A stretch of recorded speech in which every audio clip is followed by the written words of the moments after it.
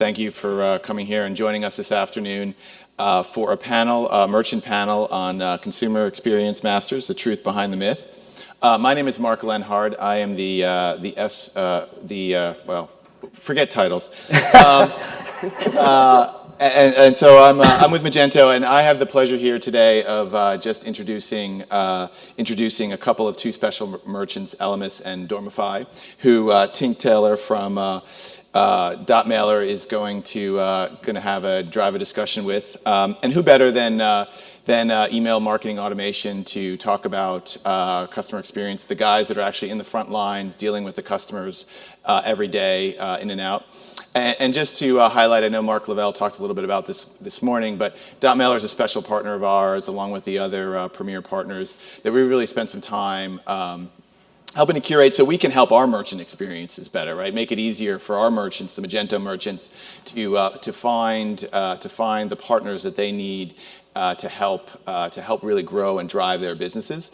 Magento is clearly a wonderful platform, but when our merchants come on Magento, they're looking for an ecosystem of folks. They're really buying into the ecosystem, and so we're helping those merchants really curate through that ecosystem and get in front of the really good partners that have deep integrations into our platform and can really drive the way and drive ROI. So I want to introduce Tink from Mailer. He's got 20 years of experience, so a lot to say today about customer experiences, and I'll hand it off to him and let him take it away. Thanks, Tink.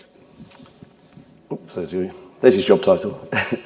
Thanks, Mark. Yeah, so as you say, I'm Tink. I've been doing email marketing now for nearly 20 years, and as Mailer, we do that with customers in all sectors and in all territories. And one of the things that's made us a success is we like to listen to our customers, and many of them are telling us that they're using email marketing automation to enhance their customer experience. And we recently put together a white paper on that topic because we feel it's really important, and I'm delighted that a couple of our clients who featured heavily in that white paper have agreed to join us on stage to share their experiences. So for the benefit of the audience, guys, can you just quickly sort of introduce yourself, say a little bit about your company and what you do? So why don't you kick off, Nicole?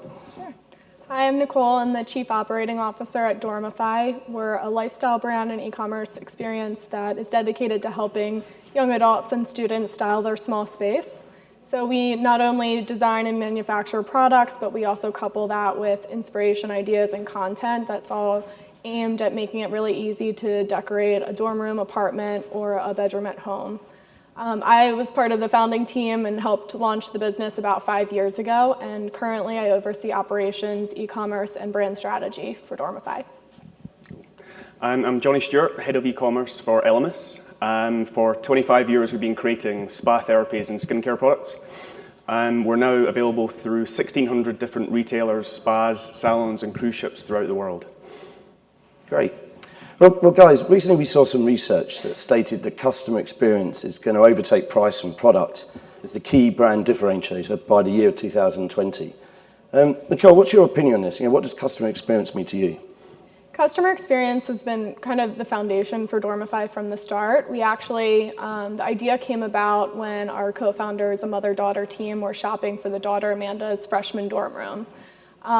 They had trouble finding sophisticated and cool products that they liked, especially when it came to twin XL bedding, which is the size that's required in a lot of dorms, and wanted to help solve that problem for future students. So really everything we do revolves around how to serve that customer and how to create an awesome experience. So for us, I think that when you're talking about price, product, or customer experience, it's really all wrapped under the umbrella of that customer experience, and will always be our brand differentiator. And customer experience to you, Johnny, what does that mean? As I said, for 25 years we've been creating spa therapies and skincare products. I think for anybody who's ever booked a day in a spa, or perhaps even a weekend visit to a spa, will know that you go there to feel better. I know after only 3 days in Vegas, I'm already thinking about how quickly I can get back in there as soon as I get back to London. So what makes that experience great is really making sure that you're taking care of every detail for the customer. And for us as a brand, we make a big thing of making sure that we consult with every customer as an individual to make sure that they're getting everything they want from the experience and everything they want to achieve. And our next step is really extending that into digital, because that's becoming so important for us as a business. Thanks. Johnny, give me a specific example of how you're using customer experience in your business. So high-end beauty is a very competitive space. There's been recently a lot of great beauty sites coming out, but traditionally we've not really done e-commerce that well. We've been really trying to, as much as possible, use rich media, especially video, to get across to the customer how a product might feel, how it works with other products, but also really focusing on collecting data from the customer. So that might be someone's skin concerns, their skin type, what regime they're currently using, but also a little bit about their lifestyle, which can really have different effects on the skin.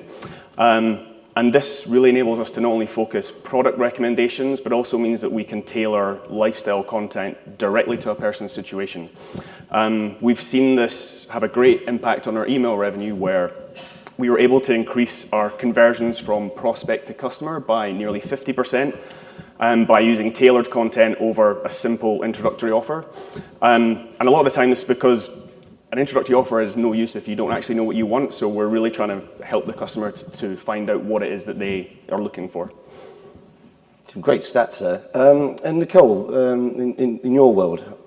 For us, from the beginning at Dormify, we've really looked at how the customer experience can be integrated into every aspect of our business, not just customer service, but also into marketing, product, merchandising, et cetera. So one of the big things that we do is we approach the product and the way we merchandise products in a way that's serving the customer. So for example, we have our premier products are bedding collections and room collections that are designed to be shoppable looks that customers can go into, find and browse the full looks that they like, but are able to dive into that and really personalize and pick and choose what they want within that to really make it uniquely their own.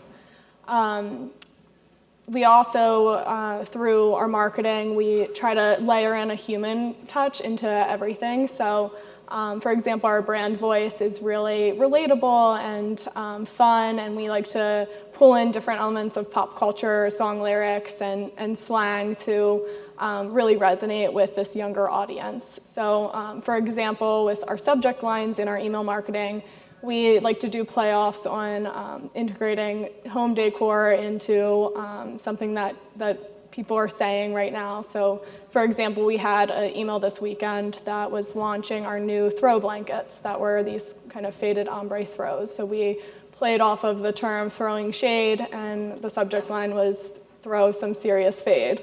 So we try to be clever with it, and that's engaging to them, and a relatable component that kind of softens the whole intimidating experience of shopping for your first room.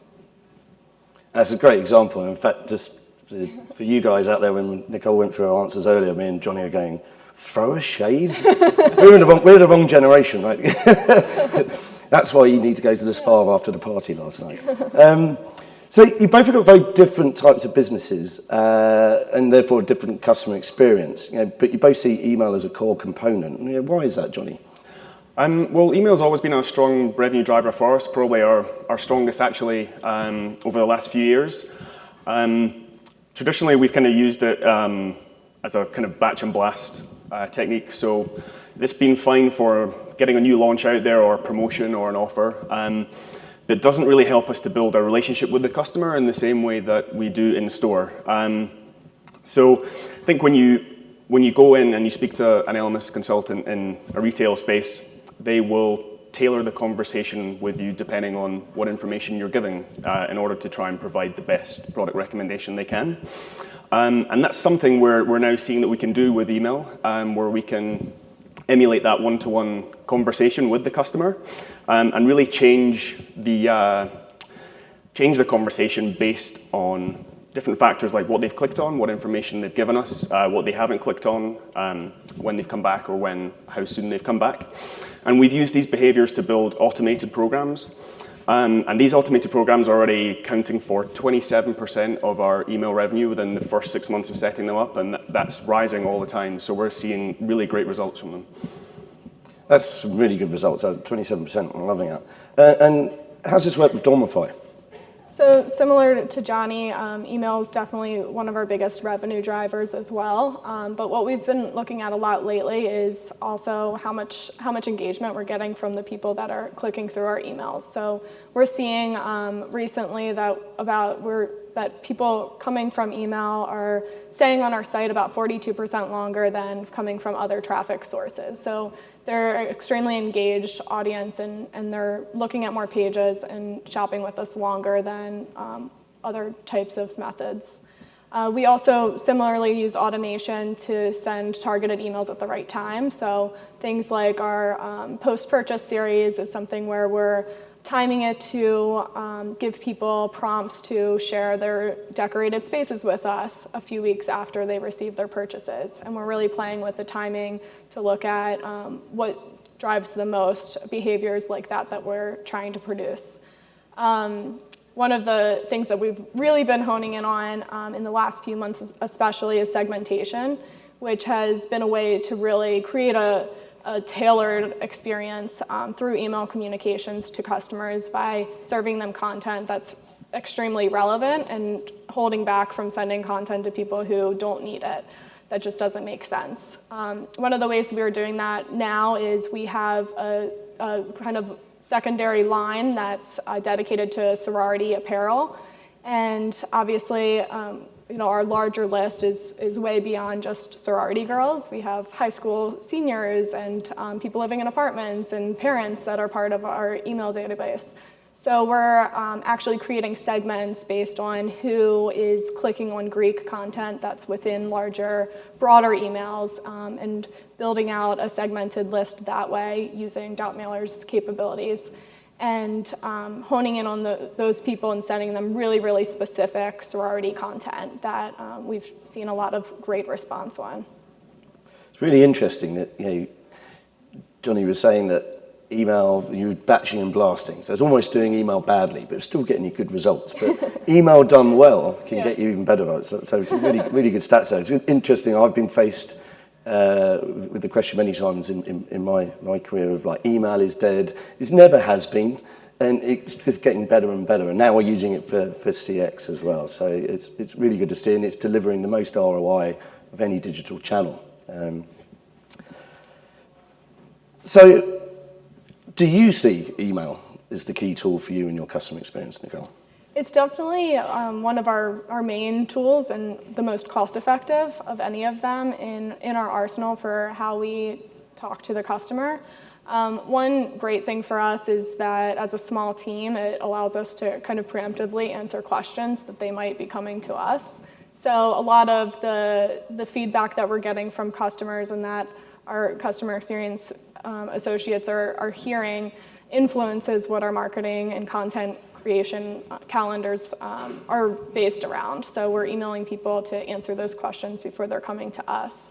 Also with automation, that's just been so critical for us to be able to scale and send out more emails more often by leveraging things like a welcome series, where we're sending a series of 3 emails when somebody signs up for our list. That's a blend of giving them an incentive to buy, but also introducing them to our brand, which is an extremely well-known brand at this point, and kind of directing them on where to start with the shopping process. So that's been really powerful. We've seen about 22% of our email revenue has come just from that series alone. Great stuff. And Johnny, is email the key tool for you? Yeah, I guess as I was saying before, it's definitely the link from our business to our customer. But not only just for e-commerce. We have both Magento and our single customer view feeding into Dotmailer, which means that all of our other channels can also benefit from this. And we're able to deliver a cross-channel or even omni-channel approach. But also, it's a tool set then for our customer care to communicate directly and continue those conversations with our customers after the purchase. So it's really important for us. And the same as Nicole, we do a lot in-house, almost everything. So being able to set up automations means that it can really alleviate the workload for us and make sure that we're always progressing and working on the next thing. So it's kind of like email marketing automation done well. Doesn't feel like marketing, but it really is. And with the right platform, obviously, you can do this with relatively little resource. Now, so you've both said email is culture, customer experience. And does that mean then that it's these guys here are the customer experience masters? So, Johnny, you the master? I don't think I personally am the master, but for us it's definitely much more about a company-wide effort. The last year, really trying to bring in a change of culture. We've had customer experience specialists come in and help us in retail and store before. But I think this is the first time we're actually starting to look at bringing this expertise in-house, which is, a real shift for us. And Nicole, are you a master? I don't know about master, but we definitely try to make sure everybody on our team, no matter what department they're working in, is a master in some kind of sense in customer experience. We really look at it as the experience over customer service, so not just kind of reacting to customer feedback, but proactively layering in enhancements to the experience throughout everything we do. So we really make sure that people are trained. So for example, we'll have anybody on our team, whether they're working in content marketing or logistics, they'll take time to learn how to talk to customers via our live chat software, and really kind of learn how to talk to them on a weekly or monthly basis. It also becomes a really key part of our all hands meetings, where we're, in addition to laying out our KPIs and key metrics and kind of performance on a weekly basis, we're also talking through the key customer issues or even just positive feedback that we've gotten, because that's then taken and it layers into the decision process across anything from packaging to marketing to e-commerce and more. So what's the future of customer experience at Dormify look like? So one of the things that we're most excited about is we're really trying to layer in, as I mentioned, automation and segmentation wherever we can, to really kind of tailor communications a lot more. So we have a tool on our site that's aimed at helping customers kind of get started with the design process. So for us, a large proportion of our customers are incoming college freshmen. So they're 18-year-olds that may not have ever had any exposure to interior design or have no idea where to start. So we have a tool where they can go through and answer a series of questions, and it could be anything from color palettes they like to their personal mantra, and feeds them product recommendations from our different looks that make sense for them based on their personality. So we're relaunching that in a few weeks, actually, to integrate with .mailer so that we can also feed them really tailored content beyond that, just the results to address their different answers. So it could be, they might be somebody that we've identified as somebody who has more of a bohemian trend vibe that they find appealing. So we'll be able to serve them content throughout the next 6 months to a year that's introducing new products that are relevant to them, still beyond even their first purchase. Great. And Johnny, what's the future look like at LMS? Well, I guess I think when any new company starts, they have the customer at the heart of the company, either by fulfilling a gap in the market, like Nicole's company has, or trying to make an existing product or service better.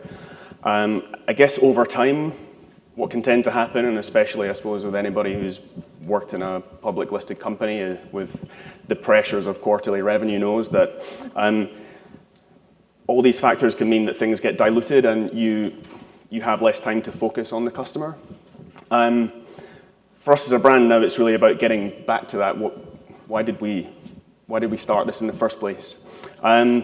So for the first time this year, we're actually looking at setting KPIs and goals around customer experience, not only to be able to measure and improve the customer experience, but also to make sure that it's a focus for discussions for everybody in the company going forward. And So to benefit the audience, what's the biggest tip that you would give them for customer experience, Johnny? Well, I guess for us, it's really about a personal experience. This might not be for everybody's brand, of course, but we're trying to make it as close to what the customer wants as possible. But I guess for everybody, that is, in its essence, understanding your customers. Doing that through a combination of quantitative and qualitative data and feedback.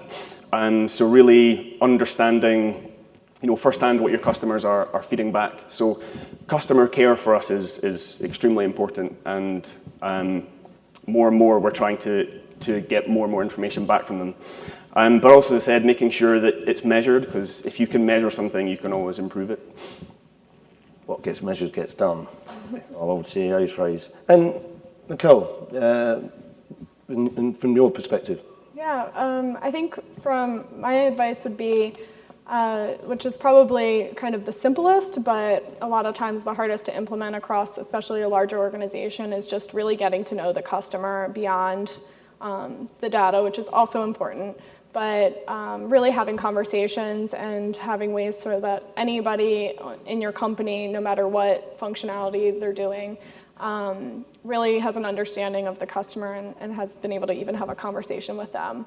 One of the ways that we do that at our company is we have an ambassador program that we call Style Advisors, where we have about 150 girls across college campuses nationwide that are content contributors to us, but also act as kind of an internal focus group where we can pull them for suggestions related to products, feedback. Sometimes we'll just send them a bunch of pillows and ask which ones they like best, to running marketing ideas by them, or even having them test like beta launches of different e-commerce launches that we might be doing. So we're actually, we're doing more than just getting the information and the feedback from them, but we're kind of listening to it in terms of how they're answering and how they talk, and what they're interested in and what they're not, to really help influence our brand and our decisions across all areas. That's awesome. I think, Johnny, you mentioned that you were setting KPIs and measuring it. So you obviously feel measuring customer experience is important. How would you go about that? So, as mentioned, in terms of feedback, we have an ongoing satisfaction rating, and there's the benchmark, obviously, that we want to hit industry benchmark, but also, so we have a target around that. But also, it's the types of queries that are coming in, so we want to make sure we're reducing, obviously, the negative as much as possible, and really looking to get, I guess, more of the types of queries through that are actually going to make a difference for us. But yeah, that satisfaction rating is very important. But also in terms of the site itself, we're really looking at the journey through the site. So our UX factors are really important to us. But also in terms of, as we mentioned before on email, the engagement rates to us are great signals. So those KPIs really also go into the customer experience set that we've created. And Nicole, you measuring customer experience, and how do you do that? Yeah, so we do a lot of the things Johnny just mentioned in terms of setting benchmarks and KPIs around customer experience. But one of the things we rolled out recently that has been really, really insightful has been measuring Net Promoter Score. So we've been sending surveys to customers that have interacted with us, or also to purchasers, and asking them on a scale of 1 to 10, how likely are you to recommend Dormify to a friend? So with that, we're able to kind of categorize responses, whether they're detractors, where they're probably going to say bad things about us, versus passive, versus to be actual brand advocates for us. So we can set kind of a target average goal from that, but also we get each individual feedback. So we actually have somebody on our team that goes through on an actual weekly basis and categorizes, tags all of the feedback that we get, and then boils that up to see, whether it's positive or negative, and we can kind of see trends. So on a given week, we might see a lot of people talking a lot more about product or price, or it could be something with the site experience, and we're able to boil that up and really prioritize what we need to address in order to get that score higher. Mm-hmm. Well, that's great. Well, that sort of wraps things up for us to the moment. I'd just like to say a massive thanks to Johnny and Nicole for spending your time and sharing your experiences. And I think for us, what's really exciting with you guys is we see you really utilising our tools and the features we provide. I mean, outside of Mailer, I sit on the Direct Marketing Association's email marketing councils, both here in the USA and in the UK. And I sit there with lots of our competitors, and we all sit there and moan about our clients that you have a long list of features when you go into the RFP stage, but then no one ever uses them. Now, the question is, can you use ours? Can you use theirs? You know, who's got the easiest and what have you? But actually, if you do use them, it really makes a difference. It's the stuff that moves the needle and gets results. So it's really good. So well done for you guys for doing that. And I think from what we heard there, we really can see that customer experience will start to overtake price and product as a key brand differentiator. So therefore, listening to your customer and looking at those data points are absolutely key. And customer experience does involve, I think, Johnny, you touched on this, a complete cultural change. And you can use email. This really can live at the core of influencing that change.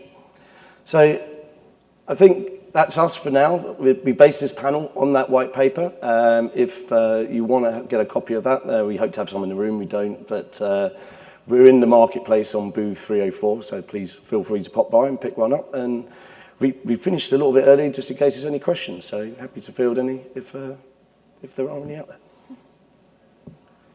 Yeah, so yeah, in case anyone can't hear, so the questions on the lines are: are you doing this personalization or what have you? How do you go about gathering and creating that content? Well, for us, we had to, because we already had so many other existing channels offline, we had to go through quite a big rationalization process of making sure that all our fields were in sync. That took quite a bit of time. But yeah, was really important for us to make sure that all the data coming in from each different point was the same, and then we could use that to then push back out to any different part. And then we collected at any point where we come into contact with the customer, both for the first time and then at certain points when they're returning. So if you go back into the spa, say after 6 months, a consultant will go through the same questions with you to make sure that things haven't changed, or hopefully you've seen some improvements, and will change your regime accordingly. I think it's a good question. Actually, there's a debate I was involved in industry recently about the diminishing returns of segmentation, because you can over-segment, and if you do so many segments, you've actually got to generate more content. So to your point, that becomes difficult. And I think in the traditional B2C world, that's actually better because you've got product pictures and product images. And if you're using a platform like Mailer, we can ingest any data. So you can then start using that. And then, in fact, you can actually, within Mailer, use the content that we've pulled in the presentation layer as well. So the product descriptions and images and all that can go in there. But sometimes in the B2B world, that's a bit more of a challenge. So you start then doing dynamic content, but it's pretty much the same email. It's just in a slightly different order. And there does come a point where you've got to start generating the content yourself. So it's about being smart with your segmentation strategy as well, looking at from the data up as well as content down. Yeah, I think for us too, we have a lot of arguments sometimes about why don't we just send this to everyone? So there is that fine line where a lot of times we'll use segmentation more to just make sure that the people who would definitely not want this content, that they're not getting it. Like we have a series that we do that's kind of a countdown to freshman year. So we definitely don't want somebody who has already gone through freshman year to be getting that. So excluding audiences has been how we've used segmentation a lot. Because a lot of times there's value in everybody seeing a lot of the other content we're creating. I think one of the key messages from what both Johnny and Nicole have said throughout answering the questions is a lot of automation involved in this. So if you're finding yourself doing a lot of manual work here, then you've probably not got it right, or you're not using the right technologies. There's lots of easier ways to achieve this stuff. So my question is regarding customer experience when it happens. Of course, it happens during the e-commerce site when that's the main touch point, right? When your customer is making the purchase. But there's a big component of it that happens after the purchase. I guess this varies through industry a lot. But based on your experience, can you tell me a little bit how, do you think it's more important that the e-commerce has a big customer experience value, or is the communications after the sale has been made that's more important? Does that make sense? Yeah. I think definitely for us, it's really important afterwards, and that's what, it's a key part of our value proposition is the service that you will get afterwards. So, one of the first automations that we worked on was actually, as soon as your product has been delivered, was to actually provide new customers a guide as to how to use it. If we have any other data of anything else that they're using, how those products work together, and then making sure that they know that there's people on hand that they can call and get help from, or where the nearest retail or spa outlet is where they can go in and get help if they need it. And that's a big thing for us. And we've definitely started to shift more towards looking at lifetime value over just simply acquisition. And I think, for a high-end beauty brand, that's, where we should be going. Customers will expect it. So I think, it's finding the balance, but for us, it is vital. For our brand, I think in terms of post-purchase, there's kind of 3 touch points. There's the packaging, so the actual unboxing experience is critical in terms of exciting them once they get that purchase and making them want to shop with you again. So the presentation and the materials that are inside have gone a long way for us, especially in just generating that excitement and making it a great experience. We also see a lot beyond just email, and kind of I touched on our post-purchase kind of email automation series, but we also really engage with customers after they've bought through social media.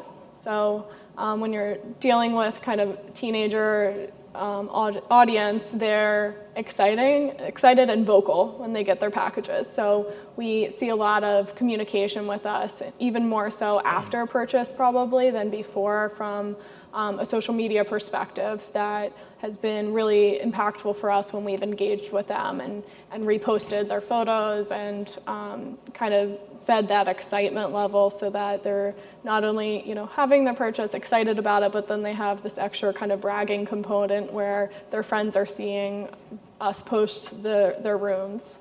So I think that's gone a long way for us and just kind of continuing that customer journey. I think in terms of before and after, I think it's just human nature to remember bad service. I checked in, my experience was fantastic. I got to my room, it's fantastic. I had dinner, it was delicious. If I go to the table tonight and the dealer's really rude, that's the bit that I will take home from Vegas. So I think you've got to be consistent. And then using email and using the ability of having that automated and triggered and dynamic content to deliver, tailored one-to-one messaging, you can be very consistent with the level of communication. So you've got that lockdown. That experience they're getting from email is always the best of the best. Now, then you go back to the site and what's going on the site and the UX there. Well, you can use email again because you can see who's highly engaged from your emails, but you can see who's not actually going through to check out. So you can see where the UX drop-off points might be and where there's challenges. So it's a really useful tool for raising your consistency and then also having a look at what's going on the front side of the purchase. One more question about that? Hi, my name is Arvind. Thank you for sharing your insights. Could you talk about the device mix in terms of where customers are opening your emails, and given the context, do you do anything different to capitalize on that? Yeah, for us, being our email subscribers are largely between like 15 and 25, so it's just heavily mobile oriented. Luckily, with Mailer, our emails are just automatically mobile optimized, so we don't have to really worry about specifically changing the content to work for mobile. But a lot of the times when we are concepting what our email is going to look like, we're always looking at it and testing it in mobile first, since most of our customers are opening that way. I think Recently, it's been over 60% of our our opens are on a mobile device. So it's definitely trending upwards every month. Yeah, we're the same. I think depending on the day of the week or the time of day, especially. I mean, if we send something out on a weekend, for example, then we'll be looking at basically 80% opens on mobile, especially if we're sending out in the morning, and then the rest will normally be tablet, a little bit desktop. During the week, it can kind of fluctuate depending if obviously people are at work, but yeah, it's very much the majority is mobile now. Mobile optimized templates isn't optional now; it's compulsory. You must have them. The number of mobile handsets in use is just so many. As I touched on earlier, that I've been faced in industry with the question: is email dead? And clearly, it's not. We carry it around in our pockets. I've got 2 cell phones, and the number one app that I look at, and all of you guys look at, and the most used app on your phone is your email. And we look at our phones 150 times a day. So it shows you how important it is. So that's kind of key. I think there are some other clever stuff. We hook in with lots of other technologies, and technologies like Move by Link, when you're looking at location as well, because your inbox is now mobile. So you can put in things like weather feeds. So you could change, if there's a flash flood like there was over the weekend, I could, maybe pump out an email about some umbrellas and stuff like that. So you can really leverage the location side of things with mobile.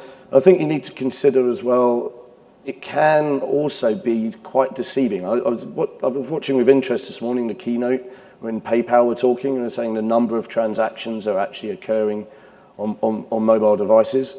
We don't see quite that much ourselves. So I think we see a lot of people looking and reading and doing their shopping, and then later they're doing the transaction on their desktop. So as Johnny said, depending on what time you send an email, you can maybe skew some of your stats, because we have technology, and there's lots of other people have technology called send time optimization that will send out the email based on when we think the best time is you open it based on your previous history.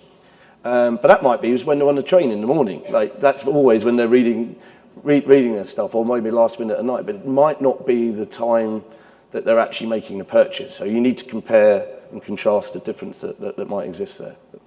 Key. Thanks, guys. Thank you. Thank you.